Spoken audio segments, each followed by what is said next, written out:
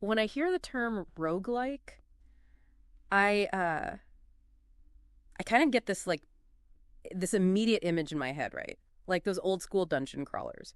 Like ASCII graphics, super unforgiving gameplay, permadeath, always just around the corner waiting to get you. Yeah. And honestly, I never really ventured much further than that. No.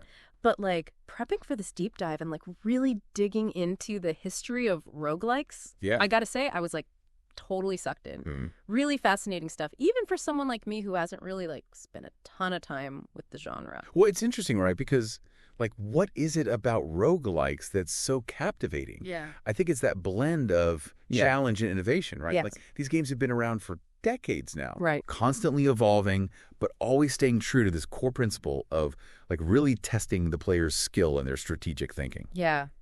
And to guide us on this deep dive, to figure out just how all of this began, we're going to be looking at this really great article from Lit RPG Reads titled First Roguelike Game, History of Roguelikes. Okay. So where do we even begin this dungeon crawl through gaming history? Well, we have to sort of fire up our time machine. Okay. And go all the way back to 1978. Oh, wow. To a game called Beneath Apple Manor. Beneath Apple Manor. Yeah, you could say it had the ingredients, it had the dungeons, it had procedural generation, it had all the kind of the core elements. Right. But it never really achieved that mainstream success. Right. Okay, so let's unpack this Beneath Apple Manor situation a little bit. Sure. It sounds like it had the makings of a roguelike. It did. So what was missing? Why didn't it take off? Yeah, it's a great question. It's kind of like you invented, this revolutionary gadget. Right. But you could never quite figure out how to mass produce it, right? Right. And the article even mentions that there was this term that almost caught on, BAM-likes. Okay. Referring to these games inspired by Beneath Apple Manor. Right. But it never really resonated with that wider audience. So it had the mechanics, but it lacked that certain, that spark. Yeah. That community that really defines a genre. Exactly. Yeah. A genre needs more than just code and concepts, right? Right. It needs a community. It needs a shared language, a shared passion, a shared understanding. Think about, those early Dungeons and Dragons groups, right? Gathering around their kitchen tables. Yeah. It's their enthusiasm that created this ripple effect that really helped to popularize this whole concept of tabletop role-playing games. Right. And Beneath Apple Manor, it didn't quite have that. Okay. And that brings us to the game that did. Okay, here we go. And that is Rogue. Ah, Rogue. The game that essentially gave the genre its name. And we're talking, what, 1980? 1980. Back when home computers were just starting to kind of become a thing. Exactly. And what's remarkable is that Rogue, even with those minimalist ASCII graphics, it introduced these really revolutionary concepts that would not only go on to define roguelikes, but gaming as a whole. All right, so lay it on me. What was this groundbreaking, early 80s computer innovation? What was going on here? Well, for one thing, there was permadeath. Oh, okay. This idea that one wrong move and it's game over. You have to start again from scratch. No save points, no safety net. Yeah, talk about intense. Intensity, yeah. You are walking a tightrope through this dungeon. All you've got's a rusty sword and, your wits to protect you. Exactly. No wonder these games have a reputation for being, challenging. Yeah, but, that's part of what makes them so compelling, right? Right. And then there was procedural generation. Go. And again, this is a concept that now, we take for granted. But back then, this was revolutionary. Every time you play Rogue, the dungeon layout was different. Wow. You never knew what to expect. It was basically infinite replayability. So it's almost like the game itself was the dungeon master. Yes. Constantly coming up with new and creative ways to, try and kill off your character. Exactly. This combination of that challenging gameplay, the unpredictable dungeons, all wrapped up in this surprisingly addictive gameplay loop of, explore, fight, loot, die, repeat.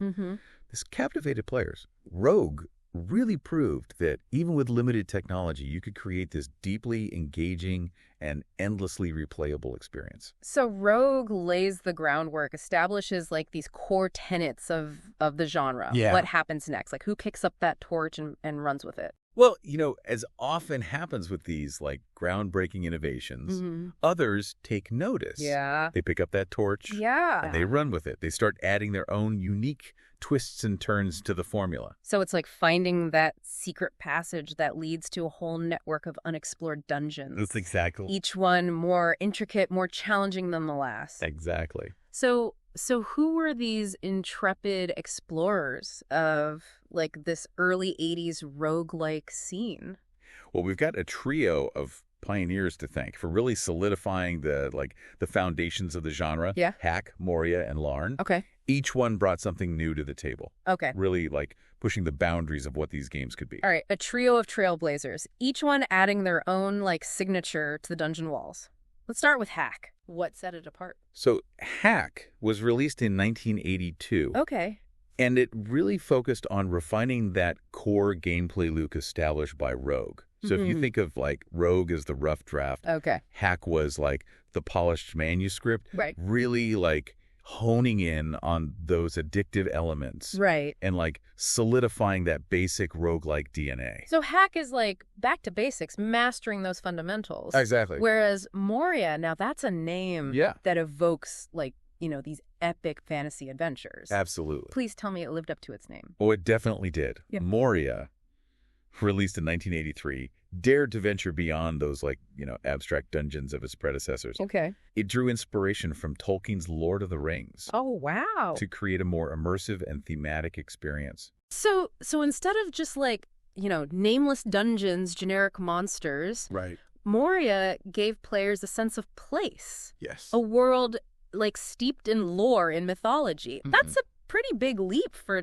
the time. It really was. And this whole idea of focusing on setting and theme. Yeah. This would go on to become a defining characteristic of a lot of later roguelikes. Right. So you're no longer just, like, some nameless, faceless hero. You are part of, like, a living, breathing world. Exactly. Which I imagine, like, adds a whole other level to the experience. Absolutely. And Moria wasn't the only one to, like, kind of push those narrative boundaries. Okay. Larn, coming in 1986, offered a really interesting innovation. Reading through the article, what I found really fascinating was how it introduced this idea of a persistent home level. Okay. So this wasn't just, like, a randomly generated dungeon. This was your home base. Oh, cool. Like a place you could return to in between these, like, deadly delves into the game's depths. Oh, I love that. So it's like having a cozy inn to come back to after you've been, like, battling monsters, looting treasure chests. You can kind of, like, rest, recharge, maybe show off your spoils of war a little bit. Exactly. It added this, like, personal touch to this genre that's known for being so, unforgiving. Yeah, for sure. Yeah, so you've got these early innovators taking these basic building blocks laid down by Rogue, and they're brick by digital brick, building the foundation for something much grander. Okay. But as impressive as these early titles were, the roguelike world was about to be transformed by a true game changer.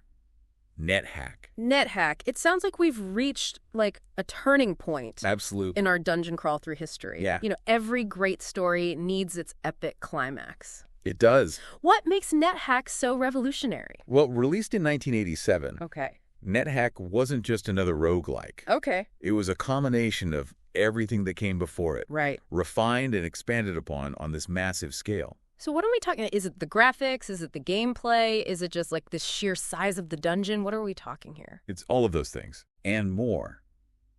NetHack combined that addictive gameplay loop of Rogue with the depth of Hack and that world-building potential demonstrated by Moria to create an experience that was both familiar and breathtakingly new. It was vast, it was complex, and it was ridiculously challenging, even for those seasoned adventurers. So NetHack basically comes in and raises the bar for, like, the entire genre. Yes. But there's another element to NetHack that's, I think, just as important, and that's its open source nature. Absolutely. NetHack wasn't just a game. It was an invitation to collaborate. So its source code was freely available, which meant that anyone with the technical know-how could tinker with it. They could tweak it. They could expand upon it.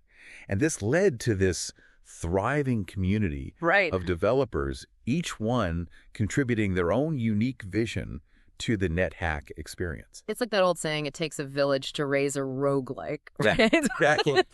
But while NetHack was busy, cementing its legacy, there were other branches of this roguelike family tree that were starting to take root. That's right. And I'm interested in this one that you mentioned, this Angband line. Yeah. This is fascinating to me because you have this lineage that emerges from the shadows of Moria, starting with, Angband itself in 1990. Followed by its even more ambitious successor, Angband, in 1994. Angband, great game. So from what I've gathered, Angband really took that Tolkien-esque inspiration to a whole new level. Yes. Creating a world so rich, so detailed that it would make even like the most hardcore lore master weep with joy.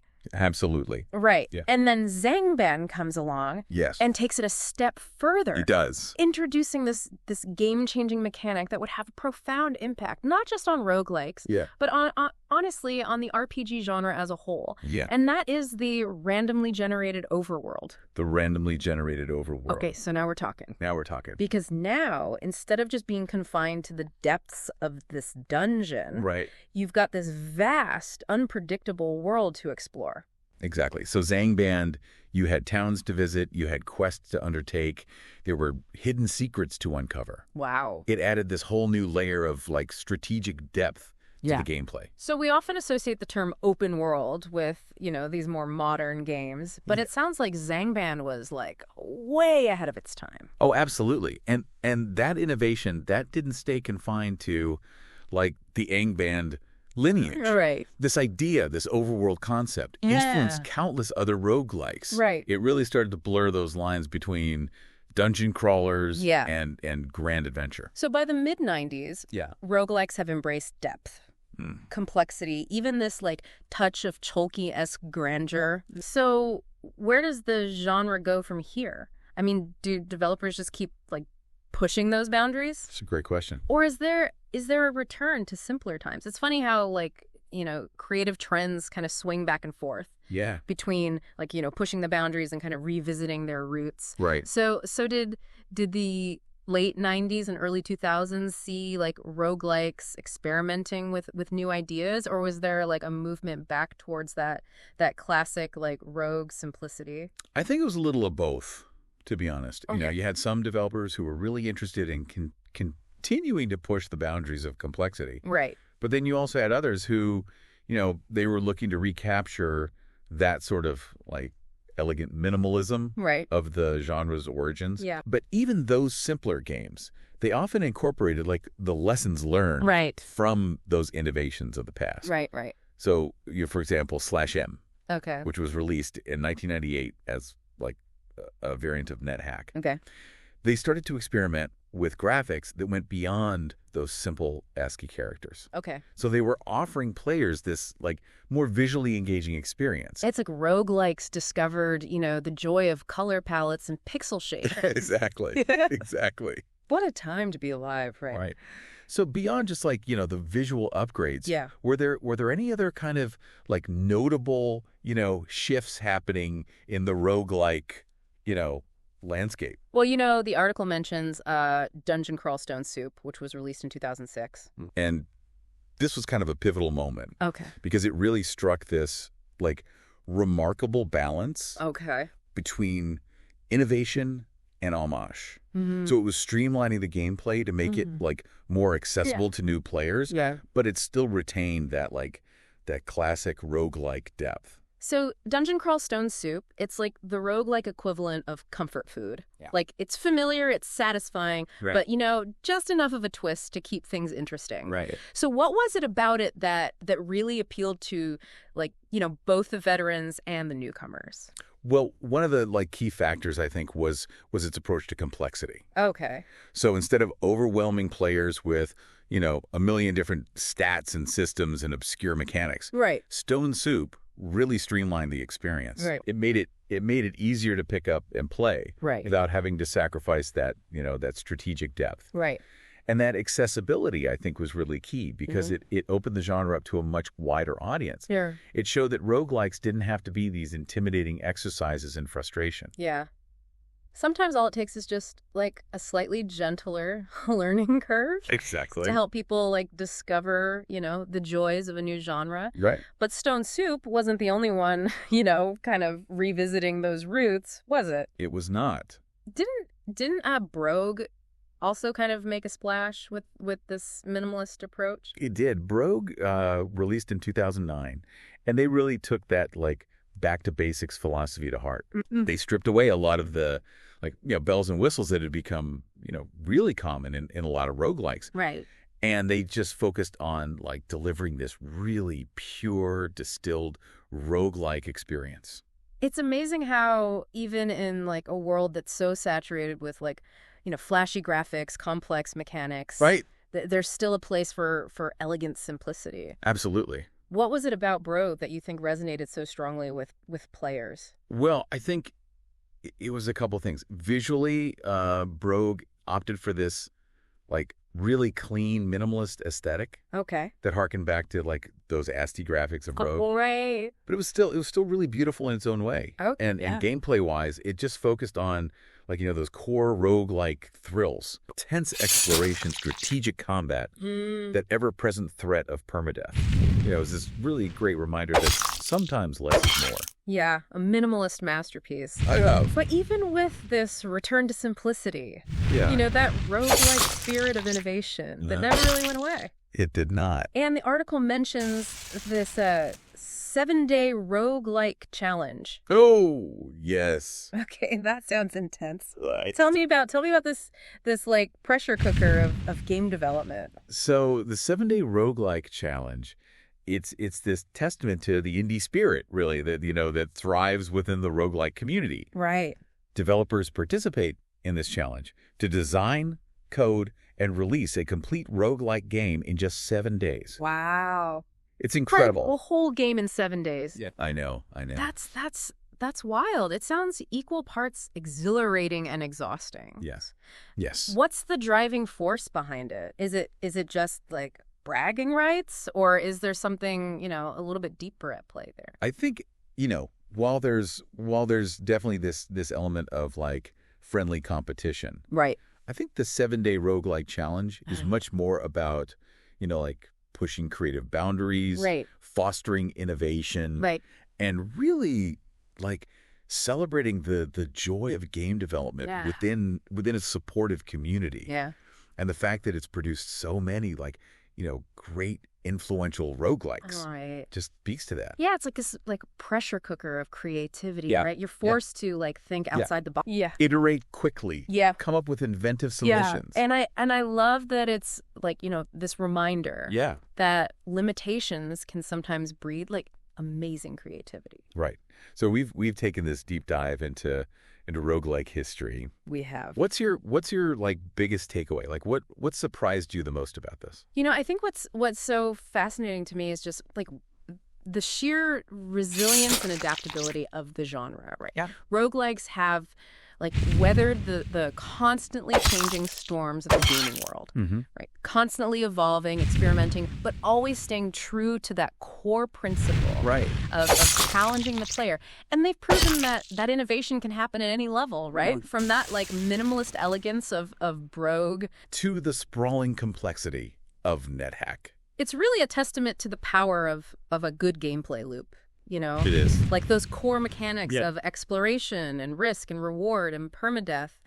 They really struck a chord with players. They did. And that connection has just deepened, as developers have found new and creative ways to build upon those foundations. And what's so cool is that like, there's no one right way to make a roguelike. Yeah. And the genre is still evolving. It's embracing new technologies, it's constantly finding new ways to like surprise and delight players. Well, and speaking of endless possibility, it is unfortunately time for us to wrap up this deep dive into this captivating world of roguelikes. But before we go, dear listeners, we want to leave you with a final thought. Oh, I like this. Yeah. A little something to ponder. Yeah. As you navigate the the procedurally generated dungeons of your own life. Exactly. I love it. Yeah. So we've spent this episode exploring the history and the evolution of roguelikes, but what if we looked at other aspects of life through that same lens? Okay. What if we approached our goals, with that